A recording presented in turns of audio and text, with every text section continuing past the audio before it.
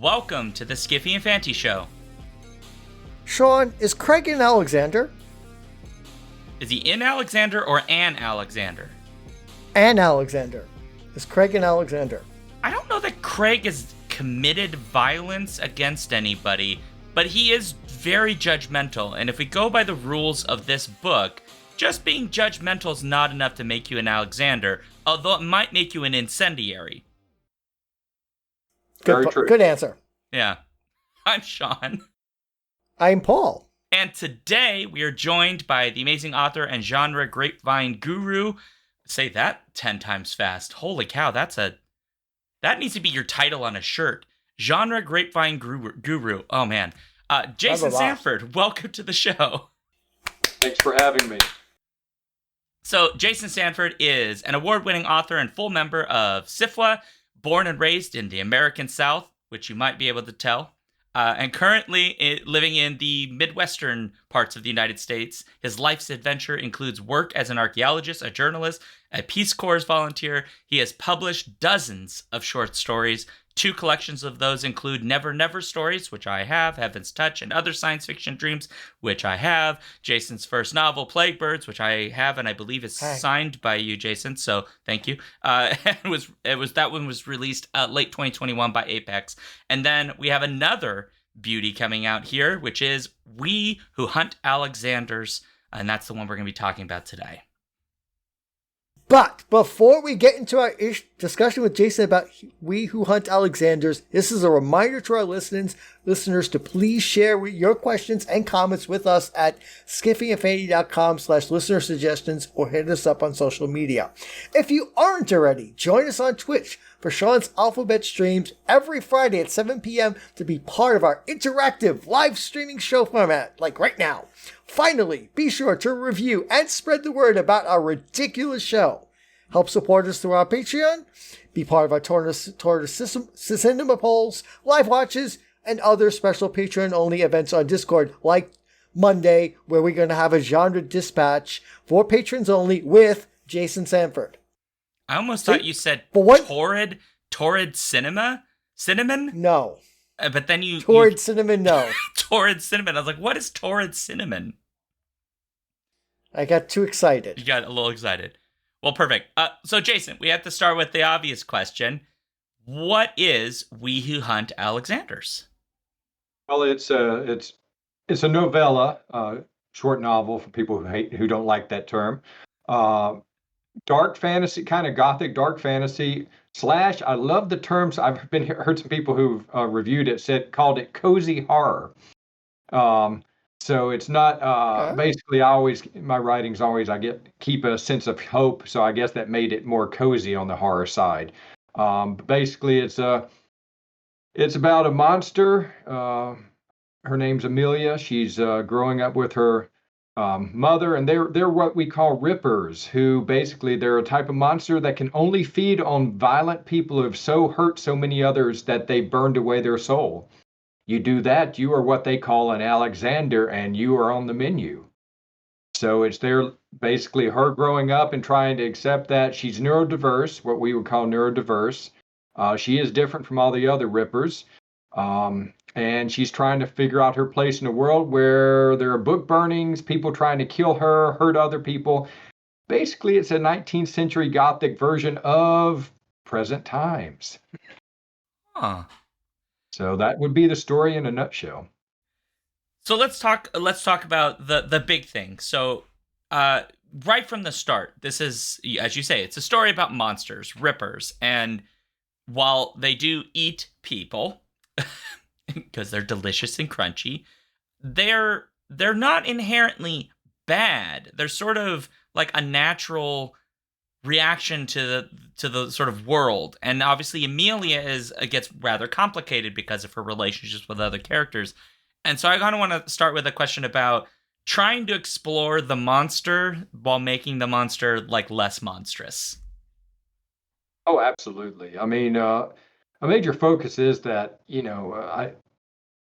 like, who is the true monsters in the world in our story? Often in, you look around the world and you're like, wow, everybody's screaming that that person's the monster, but they maybe hurt one person, but I see these other monsters who are screaming and they're hurting a lot more people. It's trying to say who are the true monsters in the world. Um, in Amelia's case, and her mother and the other Rippers, I mean, yes, like you said, they are a natural force. They're kind of a reaction against humans who've hurt so many others that nature, so to speak, says, oh, we have a solution to that. But times have changed. That's a major focus of the book, is that, the Rippers are very old-fashioned, old times. Amelia's mother, they live for thousands of years, and unless they get hunted down and killed. And, the world has changed. And how Amelia sees the world, we can talk about that more later, but, she sees it in a different way. And is that a good thing as she thinks, or as the other Rippers think, is there something wrong with her and she needs to basically be put down? Mm-hmm. So actually, this is good. This might be a later question. I'm going to jump into it now because you mentioned plague birds before. What fascinates you with about having, for lack of a better word, agents of vengeance or revenge? Like you have in plague, like you have the plague birds in plague birds, and here you have the Rippers, and they're very different sorts of agents of vengeance and retribution, but there are parallels you can make. So what fascinates you? Because now you've done it twice. What fascinates you by making this sort of monster that acts in this vengeful way for the good of a society, or good of AIs, or good of anything? Yeah, no, that's a great point, and I got to be honest, I hadn't thought about it till you mentioned that, and I'm like, as you were talking, I'm like, oh yeah, I have done that quite a few times now. I think it comes back. I told you that in the story, this is a very neurodiverse story. Amelia, basically, and all the Rippers up to her only feel basically one emotion: anger. Which helps if you are an agent of vengeance. She feels every human emotion. So to them, she is neurodiverse. She is different. There's something, quote, wrong with her. I'm on the autistic spectrum. I have what they used to call Asperger's. I also have ADHD. Just throw that in there for the fun, too. And as you said that, it clicked with me. Yeah, that's one thing I've always seen, is trying to both understand my place in the world, why I had difficulty fitting in. And part of that, I see, being on the spectrum, being neurodiverse, I've always kind of felt like an outsider. So I'm watching the world, trying to understand it. And as I watch the world, one thing I've always noticed is, why do people get away with hurting others? I see all this stuff. Why do people get to do that and hurt someone? Either physically, mentally, different ways of hurting, and there's no repercussions. So I think part of it, I'm fascinated by, forces of nature where, you don't get to do this stuff, or there's repercussions. So yeah, I think that all ties in together. But I'll be honest, I'm kind of spitballing my understanding of this because I hadn't really thought about it till you mentioned. I wrote down Agents of Vengeance. So I'm gonna be up all night thinking about that now, Paul. So thank you very much. I'll be saying your name over and over as I don't fall asleep tonight, trying to contemplate myself and my love of Agents of Vengeance. Oh dear God. That's the next collection you'll release, Agents of Vengeance. So, let's kind of, I guess, follow in on this. There is a question here that I'm sure Paul has a different way of approaching this, but I was also thinking about a lot of the characters that are Alexanders, right? In the universe that you've created here, Alexanders, as you pointed out, are these people who basically like burned away their soul by doing so much harm to others, and they become this sort of new human, I guess, a soulless human, thus an Alexander.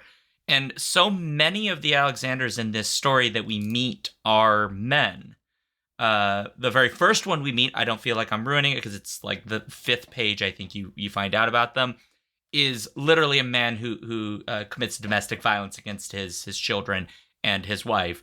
And this is painted to us very clearly because, as you pointed out, right, the Rippers can experience the emotion. They feel these emotions, and part of that is also like experiencing, I don't know if I would say quite like the memory, but they can kind of have a sense of what made them become Alexanders.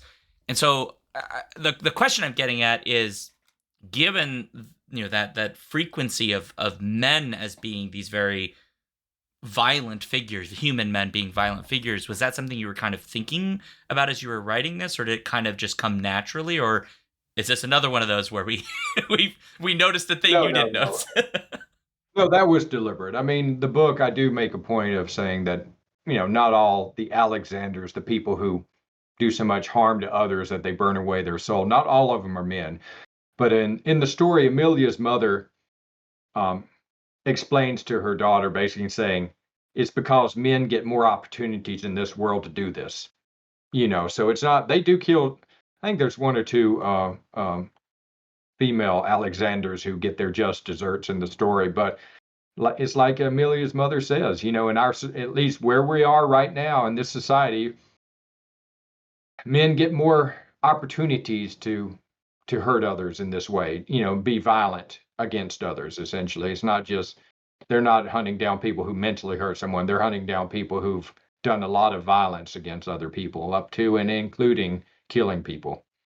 So yeah, that's kind of basically it, but it's not exclusive to that. But yeah, and I think that's true in our world now too. Men get a lot more opportunity to hurt others, and I witnessed in my life, men get away with it a lot more too. It's almost an expectation. Well, that was, that's just boys being boys, or, it's, they're just, just letting off some steam, that kind of thing, so, it doesn't mean women don't do the same. Please. No. People can be bad. But yeah, unfortunately, as Amelia's mother said, men get a lot more opportunity to do that. I wonder if some part of that is that in this story, you do paint, in a couple of instances, characters with immense social power. So there's like a billionaire is one of these examples, or this mansion guy. I call him a billionaire. I don't know if he actually has $1 billion, but right, very rich person who can do extraordinary levels of violence. And I guess maybe it's less about explicitly like men are inherently like this, but more about the power that has been afforded in a hypermasculine society. Correct. Gives men more opportunities as a consequence. Exactly. That is exactly what I was going at. It's, and it doesn't mean there aren't powerful women who can hurt others too. Absolutely. But for the purposes of the story, and especially there was I grew up in a very conservative church in the rural South. And I witnessed, the men that were in power, and it was only men in that church who were allowed to have power, hurting others, so I witnessed this too. And the book has a major religious the big baddie is a bishop, basically a demon hunter for the church who's trying to hunt down the Rippers. So, and there's reasons I put that in there. It's what I saw growing up again. Yeah. I'm writing this book about today, and it's definitely my scream about what I see going on in the world now. But I hate to say it, it's also what I'm seeing now is stuff I saw growing up, and it's nothing, sadly, it's, I think, part of the human condition. Yeah, I'm glad you raised the religious element because, as you were kind of mentioning, men in power within a church of some description, it made me realize like there are some major branches of Christianity in the United States that have only recently, as in within the last year, voted to allow women to serve in positions of power other than being like whatever's the equivalent of like an altar boy, right? And so it very acutely was in because my mom is going to one of these one of these churches that recently voted to like let gay people kind of like be normal in the church. Right? Those kinds of things are like still sort of being hashed out in religious culture within the United States, like as we speak. Oh, no, I'd say hashed out would be optimistic. True. I hate to say, especially and around the world. I mean, there's some religions and aspects of religious organizations are moving forward and with that, and some are not. Some are digging in harder than ever. So yeah, and I that was really part of the reason I wrote this, is that unquestioned power to anyone, it's the famous power corrupts. But it's especially corrupting when the people who have the power are using their power to hurt others. And I think that's a major part. Like I said, I mentioned that the book is, some people have called it cozy horror, because I do have a sense of optimism. I don't want to seem like the book is a downer, because I think that people, they can come together and your friendships, your found families, and your actual families you grow up in can be a source of hope in times like this. And that's, I think, that was a major part of the book, story of what I was trying to tell. I've got a couple ways I want to go from this, but I'll pick up the horror tab. So I wanted you to talk about, since this is not your first rodeo in horror, the importance of using horror as a subgenre to explore these sorts of questions in science fiction. Why do you think horror is suited for being a vehicle for that? Yeah, okay, I'm gonna do a little digression. I was in Spain in July for the Celsius 232 festival, which I'm gonna write an essay about it. It was wonderful. The translation of Plague Birds was released in Spain earlier this year, and I remember they did a panel about the book, and they asked, "Why do you love blood so much?" and and it's funny because my youngest son is living and working in Spain, and he's sitting in the audience. It was a good sized audience, and he's laughing because he's like, "Oh, have fun with this one, Dad." And what I said then was basically, I believe blood really does clarify issues in society a lot, especially in storytelling. When you have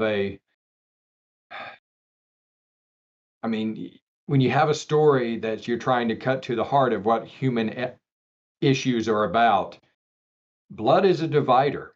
Blood is, a revealer. Blood shows so much more than just saying, "Oh, you hurt my feelings," or "Oh, you made me mad," or I'm upset. When there's blood there, it takes the story to the extreme. And I like that. I like, for storytelling purposes, I like to push a story to the extreme. So that would be my answer on that. And for science fiction, I think, mixing in you were asking about horror and science fiction. I'm sorry, I didn't answer the question. Is that bringing that aspect into science fiction can really, and fantasy can really help clarify the story too, and kind of purify it to the essence of what you're trying to get across to the reader. Yeah, I agree. Are you a fan of Event Horizon, Jason? The movie? Yeah. The movie, oh, yeah. Yes. Oh yes, I love that. It's a classic in my opinion. It's disturbing as hell. Yes. Good man. I was just thinking the other day, I was watching, I saw it pop up on one of the streaming services. I'm like, I need to rewatch it. And I was a little hesitant. I haven't done it yet, but maybe now that you've mentioned it, I'm going to do it. I'm going to rewatch it to see how well it holds up. Oh, it still holds up. It's still amazing. Oh, it does. I've seen it recently, and I watch it, I don't know, maybe once a year. Oh, wow. I love that movie. I haven't seen it in a few decades, but it made a mark. It made a real mark, and I wish there were more stories like that. I agree. I'm sorry, more films like that, I should say. Well, story still applies, I think. It's just a visual story. Yeah. Yeah. I'm sorry, Paul. I didn't mean to interrupt your moment. That's with the Event Horizon discussion, but yeah, that's fine. So another thing I want to pick up from before is, since I happen to currently be reading a book on masculinity in science fiction, I wanted you to talk about the two kinds of toxic masculinity we have in this book.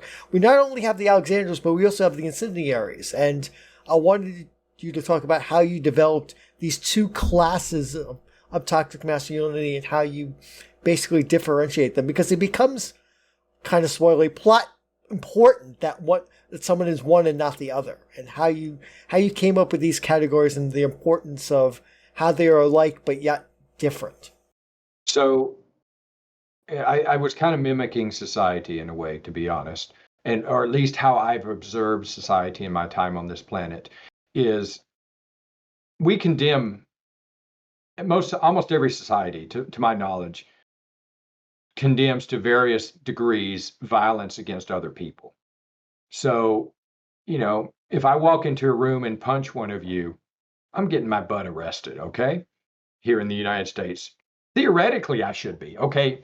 Now, that's what should happen, and if I hurt or kill someone, unless it's in self-defense, is the same thing. So that's a personal level of violence. Self-defense is not, I shouldn't even brought that up, because that's a different level of defending yourself. But if you're going out and violently hurting other people, killing other people, you're what we call an Alexander in this book, because you are inflicting personal violence and personal hurt against other people.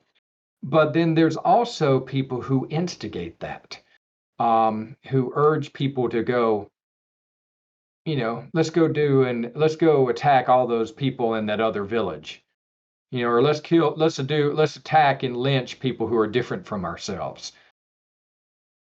The person who actually does that and has the blood on their hand is an Alexander, but an incendiary may convince 500 people to go and do that. The incendiary has caused more harm than the individual Alexander. But in the major plot point of the story is the Rippers are unable to kill or eat an incendiary because they're not a true Alexander. So I wanted to explore that, how, sometimes in our society we come down so quick and hard on the people, the Alexanders, the people who do interpersonal violence, but we give passes too frequently, not always, obviously, but we sometimes look the other way at the person who stirred up that anger and hate and directed the violence for where people got killed. It's just something I wanted to explore because I think it's important to us as to humanity and how our world goes forward, and how we deal with that. With the note that it's still a story, and I'm not advocating for Ripper type monsters to hunt down people. It is a fictional story. Let me put that out there. Yeah. Since there are so many people in this world who seem to take my words the wrong way. Well, I find that last sentence is so interesting to me, because a lot of what you're kind of describing is that this story is in some ways a metaphor for that very real world way in which people can use words to do great amounts of harm, but also there's this element there of the difficulty societies have in dealing with that problem. Understandably so, because it's very difficult to deal with speech as a thing that can cause great harm, even though we can kind of see it obviously at the very extremes. But when we start moving further and further, it gets grayer and grayer, and it gets harder for people to see. And part of that is also like misunderstanding what people are saying, or even knowing people are going to misunderstand and using that as a tool to get the desired results, or in this case, using the righteousness of religious language in order to convince people to do immense amounts of harm. That is all sort of woven into this story. It's just, I think, very subtle, because you're not like setting it in like the real world in a sense. So I think this is doing that thing I love to say about genre fiction, where, especially science fiction, where like can take us outside of our real world into like a little comfort bubble, and then suddenly we have to confront a thing without any of our defenses on. And I think you're kind of doing that here. Oh, absolutely. That was totally why I love stories and why I write stories like this, is I want people to consider things differently. I mean, that's the power of storytelling, is that people will consider, not only does a story put you into a different perspective, a different mindset, which there's really no other way in our current world to do that. Storytelling is how people are able to see other perspectives. But then you are able to consider things that you may have reflexively said, I will not even think about that. But in a story, you may think about it, and that's a famous, and honestly, I'll be honest, science fiction, fantasy, and horror that's one of their great strengths, is being able to do that. Is a true strength of the genres. So yeah, absolutely, that was an intention. That's why I love stories. That's why I write them. I mean, otherwise, I'm a journalist too, but journalism has limits on what you can do. Even though it is a form of storytelling, there's limits to what journalism can do. But if a fictional story, oh my, oh my. Well, you can speculate and imagine and tear things apart and pull them in ways that where journalism, you, at least if you have ethics, are supposed to be adhering to the truth, right? Trying to, as best you can.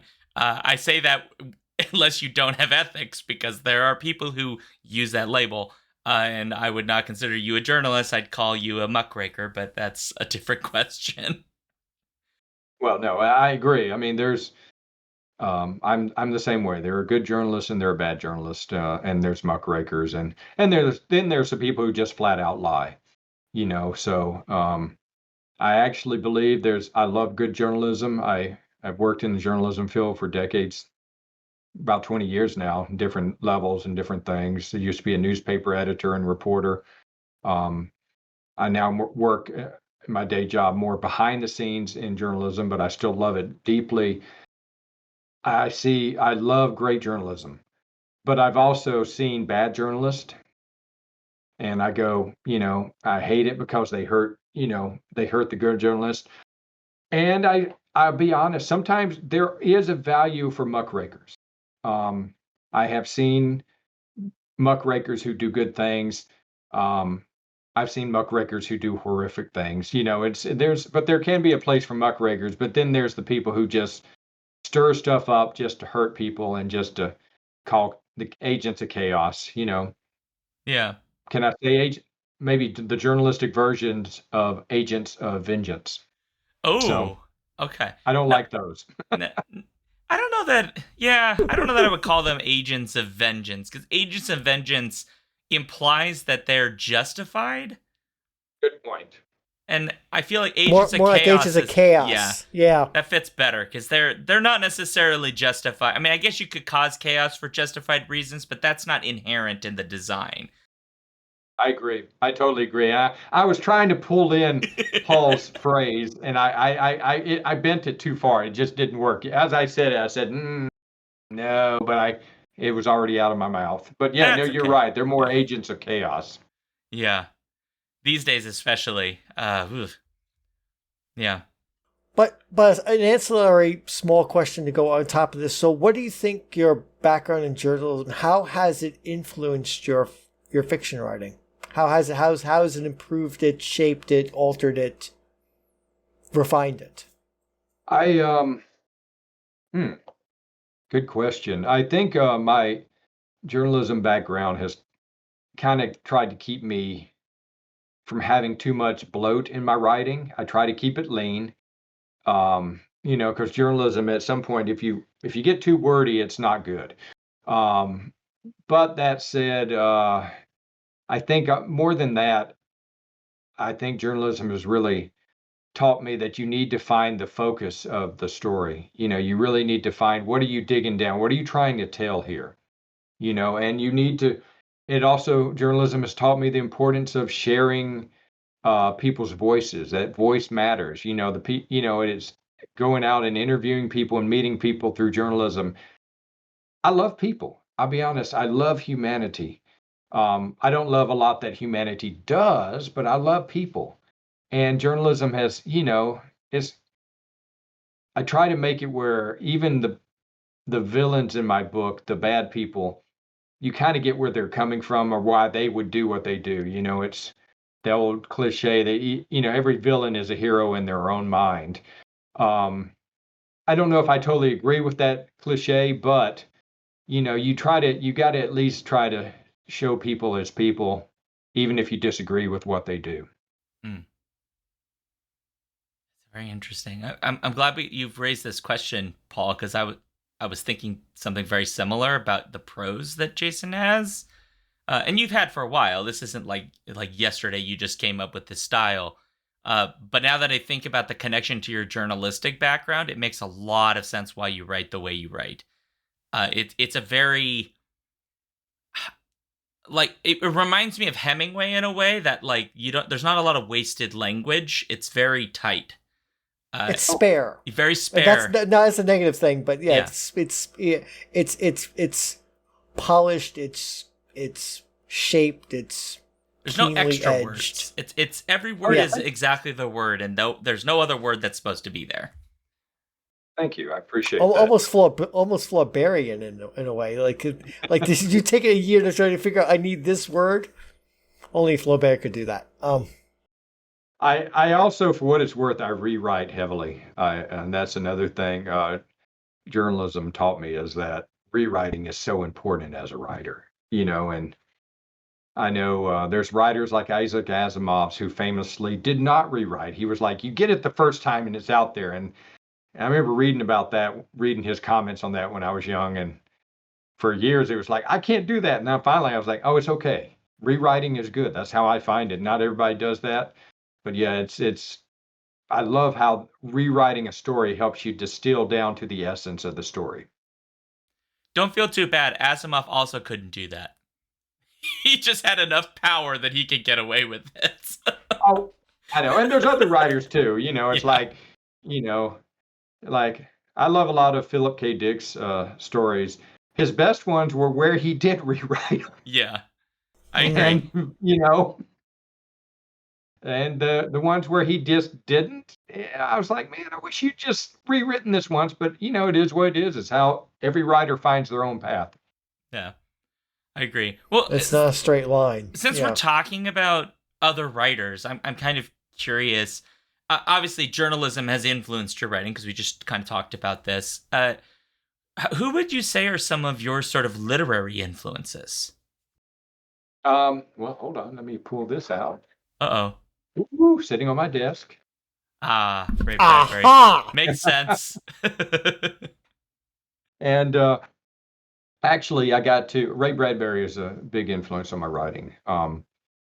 And I've got others, which I want to tell a little story. I was at the Gen Con Writing Symposium in Indianapolis recently, and I got to go to visit the Ray Bradbury library and archive there.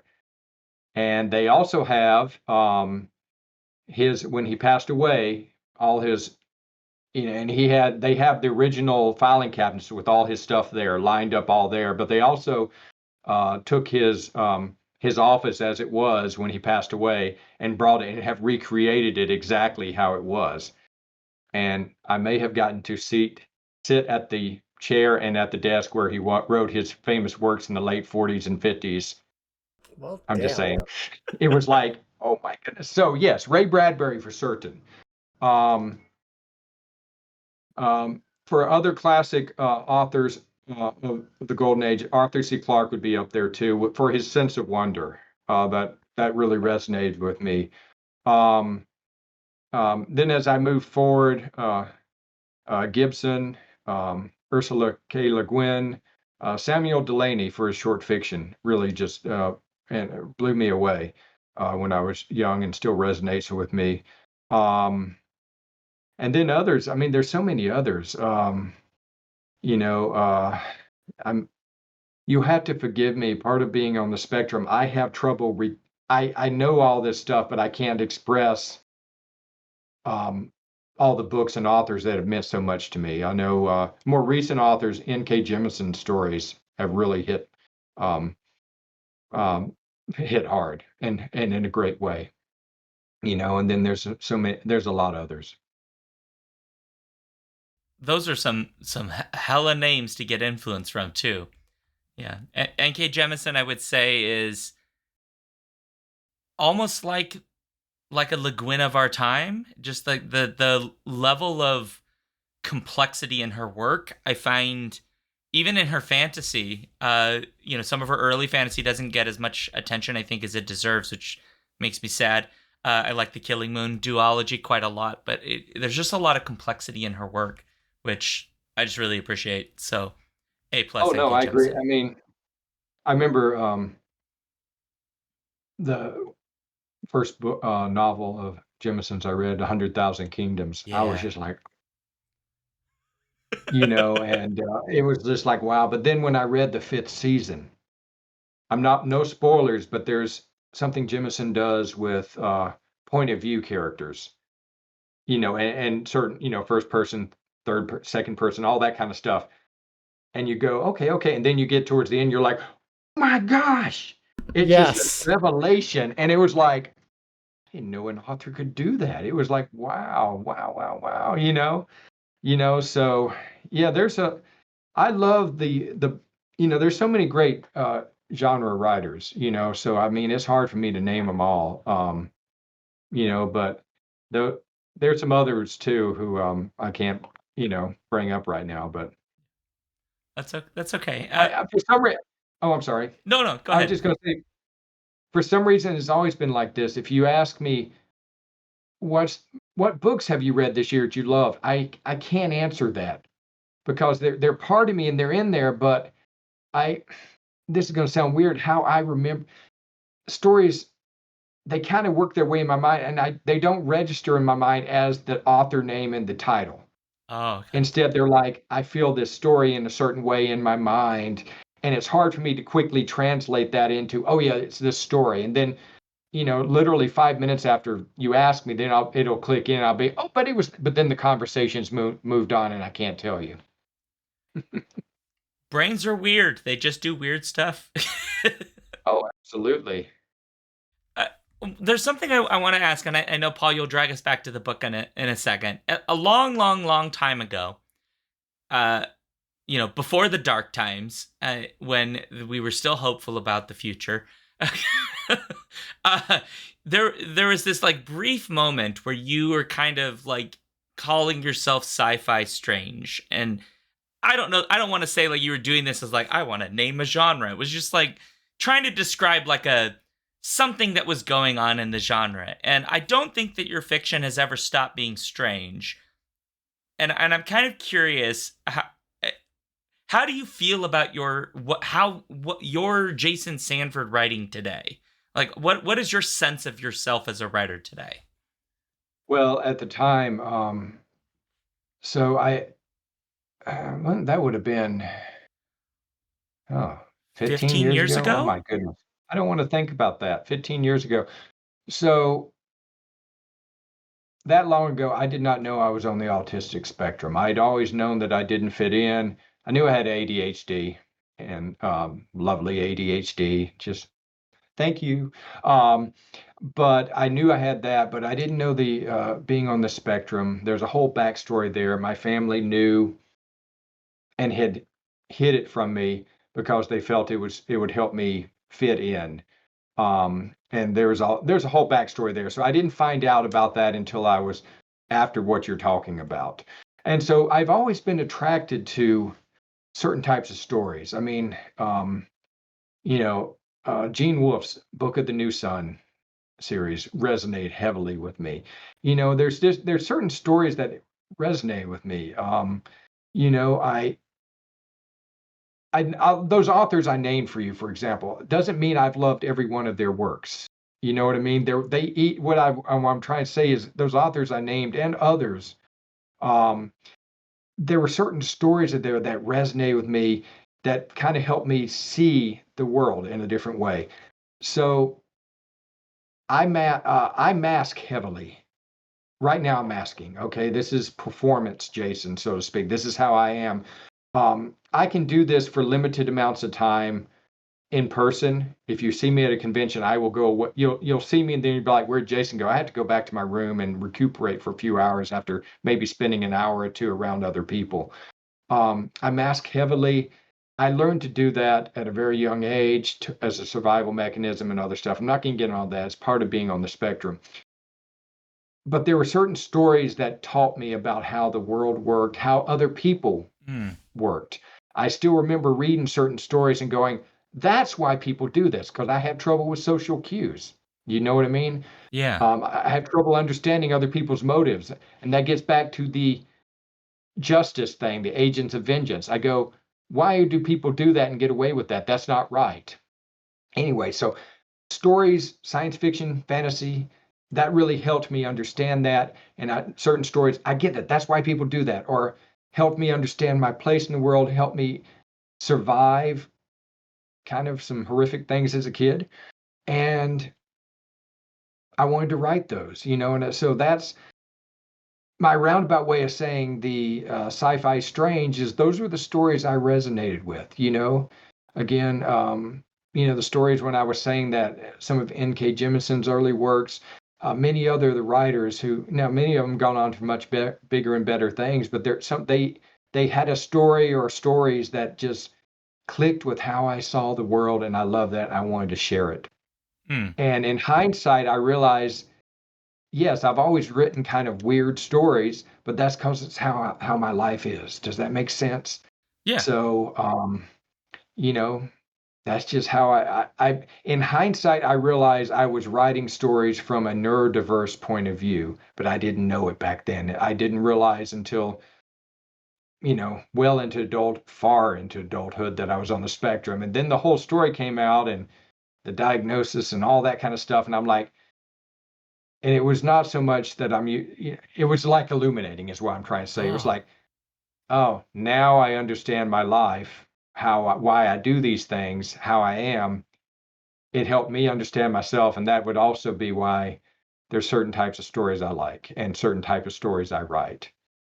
Now I got to say, I try to write my stories so anyone can love them, but yeah, there's a neurodiverse heart in all the stories I write. But We Who Hunt Alexanders is very blunt about that. I would say Plague Birds was a neurodiverse novel too, but I was not naming it that at the time. But now We Who Hunt Alexanders are like, yeah, we'll take the mask off and just be blunt about this. This is so fascinating. There's more I could ask, but like I should let Paul jump in because I could totally monopolize this of like Jason Sanford making sense of your career thing, because I find this all very interesting, and it's making me want to go back and reread some things. So. Yeah, I mean, the whole idea of self-knowledge and coming to knowledge of oneself to make myself a better person, a better writer. I applaud what you've done, Jason. It's a good thing to figure out who you are and what you really are, and that helps make you better writer, a better person. Well, so I'm going to bring. Go ahead. Go ahead. No, go ahead. One thing, I wrote an essay not long ago, talking about that when I write my fiction, I take the mask off. I have to, so that's really at the heart of what I'm trying to do with my stories is take off the mask I'm wearing to reveal, put my true self into the stories, but also what I see in the world. And I'd learned to do that even before I realized exactly what it meant to be masking. Does that make sense? So it's been a process, but no, I appreciate the kind words. Thank you. My stories have helped me understand myself. Stories have helped me survive. And the stories I'm writing, they help me move forward in my life. And I hope they mean something to other people too. They do to me, but that's because I've liked your fiction for, I don't know, whatever the first story I read from you. So I've always really liked your work, and I think it's just because I like when people are a little weird in their fiction. I just like that. I don't know what it is. It's just fun. To me, I don't need things to be hard science fiction. You can get a little strange with it, and it makes me happy. This story is strange. I mean, like literally the first thing I was like, what the hell, Jason? What are you doing right now? You have these creatures that are about to eat these other things, and they're just people, and they have a void other world inside them that's just full of teeth. And that's how they basically like digest their prey, is they just eats them forever. Like that's kind of like, it's a little weird, but also kind of amazing.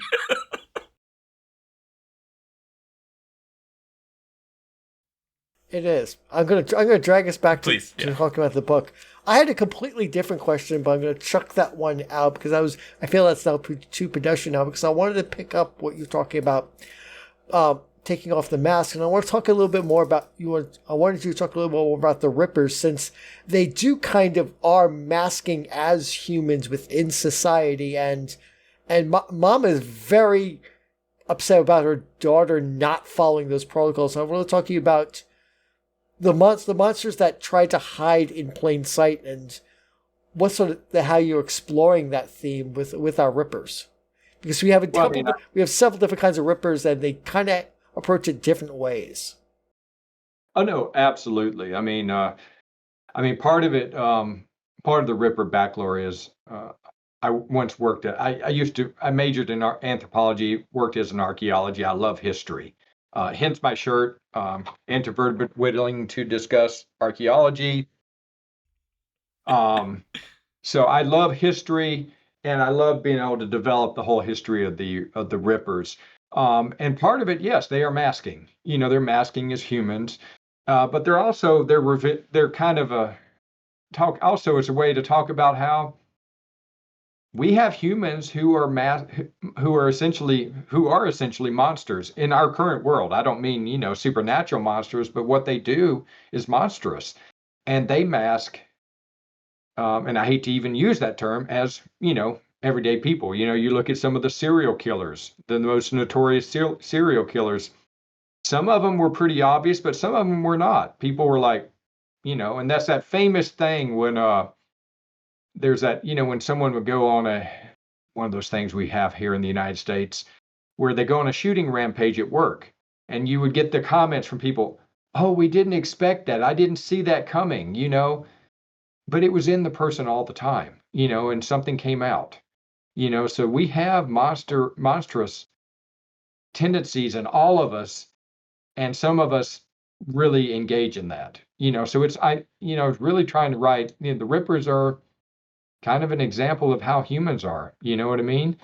But there's also, they play us, I also wanted to talk about how they play they're trying to play a part in, as your agents of vengeance, so yeah, no, it's, did I answer your question? I kind of went on a digression, you did answer my question. Thank you.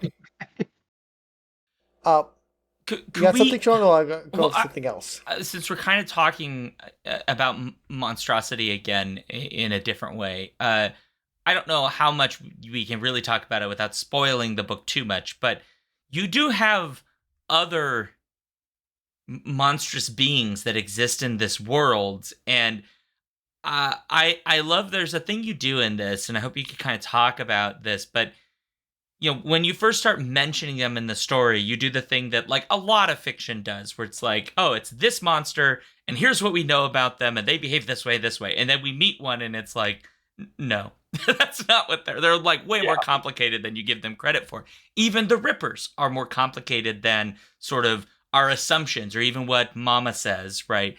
And so it seemed to me that in a lot of ways you were sort of constantly doing this in the story, of like these little moments where you would kind of tear down the mythology of the world, but also a little bit our mythology in our own world, because you kind of take creatures from our world too.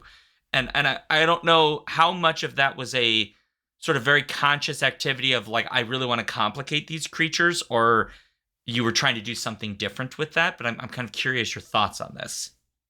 Well, I think part of that is no human is ever as we appear, where there's always more depth to us.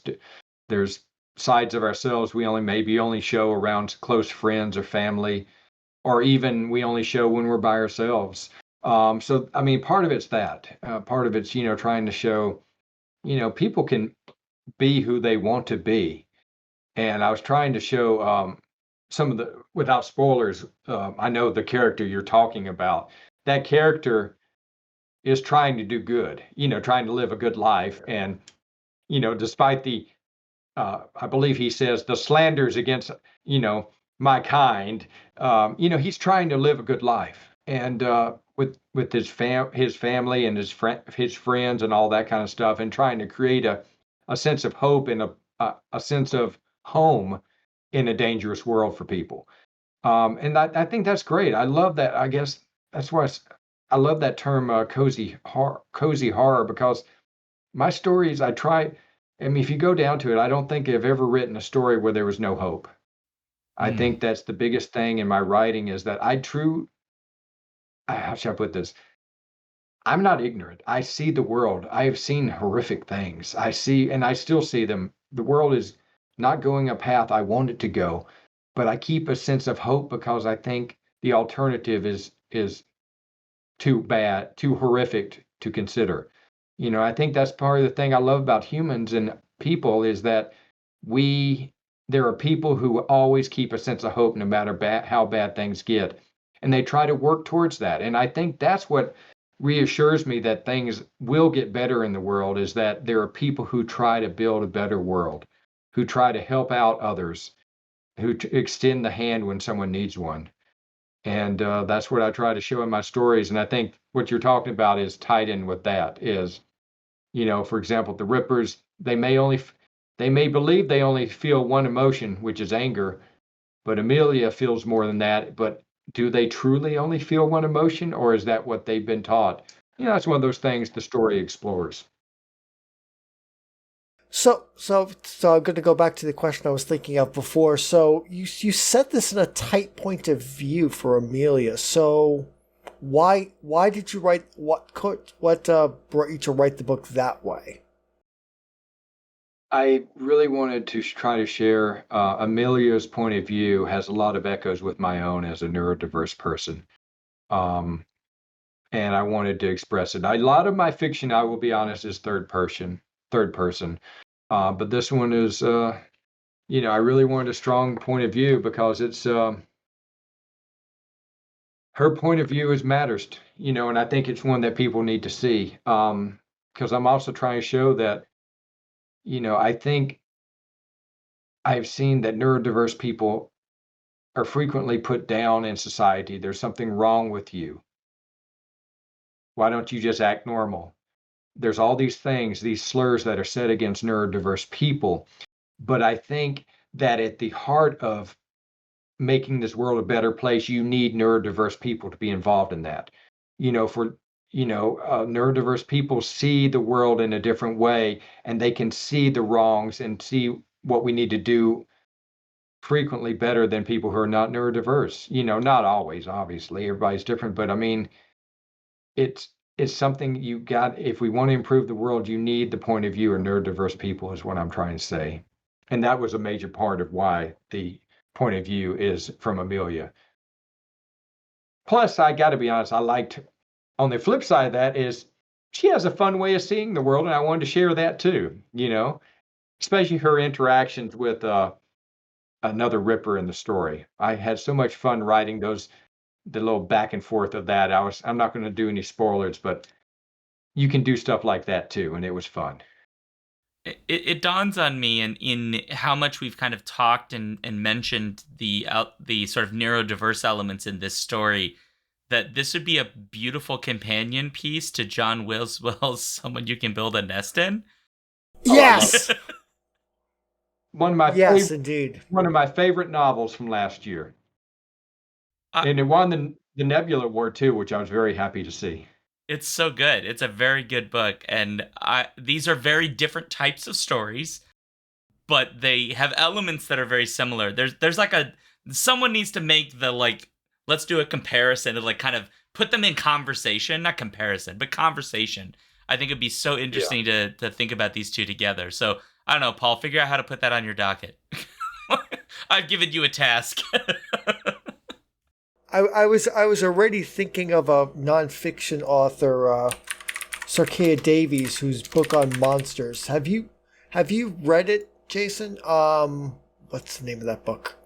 Now, Humans: A Monstrous History. No, I have not. I have to. I think it's up your alley, because when I read that book, I was thinking of Jason's book, and now that I've read We Hunt Alexander's, yes, I definitely can see that it's definitely something that you might be interested in. I will check it out. I wrote it down. Thank you. Yeah. Fantastic. Okay, so we have to start our wind down.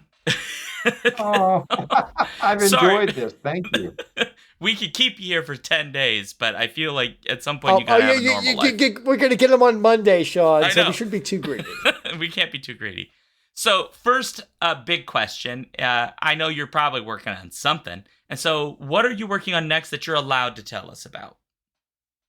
I'm finishing up a new book. Hope to submit it to my agent in the next month. If anyone has read my Blood Grain stories, it's building on that. Let me just say that. The Blood Grain stories, the first one was a finalist for the Nebula and longlisted for the Hugo. And I know people loved it, so I'm kind of pulling all the stories together, in a way. So, and there's some neurodiversity in there too. Cool. And weirdness. Yes, it's weird. I'll be honest. Yeah. But then, I love those stories. So that's that. Working on a nonfiction proposal. I can't really talk about right now. I'm working. Okay, I'll say there will be a sequel to Plague Birds coming out next year. Its contract is not signed, so if I just shot myself in the foot, forgive me. But yeah, it will be. There will be a sequel, and there's supposed to be a reissue of Plague Birds, even though it's still in print. They want to bring Apex wants to bring out a new one, a new edition. So there'll be a lot of Plague Birds next year. Let me just say that. And finally, I'm working on a novella. It's for a magazine that has published a number of my stories. They requested a story. Now, it doesn't mean they'll take it, but I have a lot to finish in the coming couple of 2 or 3 months. So I'm like, Indeed. And then the next question is, where can folks find you? Absolutely. My website is jasonsanford.com. If you just Google Jason Sanford, it'll pop up. I write a column called The Genre Grapevine, where I cover the science fiction and fantasy genres, horror. And I also cover generative AI in a column that's also released through that. I cleverly called it Gen AI Grapevine. And first column I published as Gen AI Grapevine. Someone said, "Did you use generative AI to write this?" I'm like, no. So if you Google those things, you'll find them. Fantastic. Well, Jason, thank you very, very much for taking time to talk to us about your book and your work. And honestly, it was really great to actually get to see you again because it's been a while. Likewise. Thanks for having me. I really do appreciate it. It's great to see y'all, and I hope to see you in person soon. One day. One can dream. Do you want to come to Capricorn? That's in Chicago. I'm open. February in Chicago. Oh, next year? Yeah, maybe another year. Okay. Is it always in Chicago? It's always in Chicago. Yeah. It never moves. And it's almost always like whatever the first full weekend of February is. It sort of shifts dates slightly, but usually early February, somewhere in there. Yeah, I can't do it this next year, but I would like to do it one day. I've heard of it before. So let me know. I'm in charge of programming this year because they made mistakes. So fortunately for next year, I've had to cut back on my appearances at conventions it was too much this year. Kind of overloaded it, if you know what I mean. Yeah, I get you. Yeah. Well, maybe the year after. We'll see. I would love to do that. That'd be great. I'd love to have you. Okay, folks. So if you're at home, you can let us know what you thought about this episode. If you've read the book, it is presently out, we should note. So you can get it literally right this second. You don't have to wait. You can let us know what you think about it or what about the interview or anything at skiffingfanty@gmail.com. And then you can also go to our Discord channel. We have a show discussion section in the Discord channel. If you just want to talk about the show, let us know. We are at Blue Sky, Threads, Mastodon, YouTube, a whole bunch of other places. You can find that at skiffingfanty.com/skiffythings. And there are links to all of that stuff there. And then again, we are live every Friday, 7 p.m. Central on Twitch at twitch.tv/alphabetstreams. And then if you do like the show, please tell people about it, share our stuff on the socials, spread the word. I don't know, throw our episodes at people on street corners. anything at all that you could do would be lovely. And then please leave reviews. And then if you like, patreon.com/skiffyandfanty, as little as $1 a month, you can support the show. And yeah. Yep. Throw episodes, don't throw sandwiches at people. Throwing sandwiches at people gets you in trouble. Our episodes are digital, so they don't hurt. Generally. But so now comes the time where we thank our Patreon supporters for supporting this ridiculous show. Supporters like Andrea the Alluring, Cameron the Chthonic, Carolyn the Benevolent, Carrie the Divine, Chris the Candescent, Dan the Transient, Daniel the Cultured, David the Debonair, JC the Jocular, Jeff the Gracious, Joseph the Jovial, Juan the Junctional, KB the Kind, Karen the Kickass, Kat the Kinematic. And Matthew the Magnificent, Paul the Pious, Phoebe the Eloquent, Robert the Riveting, Robin the Bold, Ryan the Resilient, Sarah A. the Sensational, Sarah E. the Sublime, Sarah O. the Rapturous, Stephen the Strange, Tari the Thorough, Tanya the Triumphant, Trish the Imperturbable, and Victor the Valiant. Thank you all very, very much. You forgot Scott the Gentleman. What? Did I forget Scott the Gentleman? I did.